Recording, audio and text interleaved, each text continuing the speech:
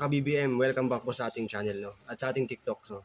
So, ngayon, pag-usapan natin itong mga survey, no?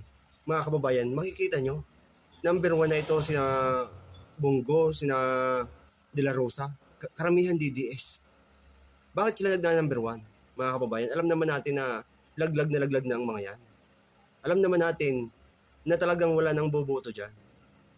Meron bang ginawa ang mga survey na yan na kakaiba? O baka naman ang mga sinurbay nila puro mga DDS lang talaga. Di ba mga kababayan? Huwag po kayong mapaloko. Yan naman kasi kayong mga Pilipino no? Hindi naman sa pag-husga. Ang iniisip kasi ng iba, ang iboboto, yung mga nasa pasok doon sa survey. Bakit hindi nyo tanungin ang sarili ninyo?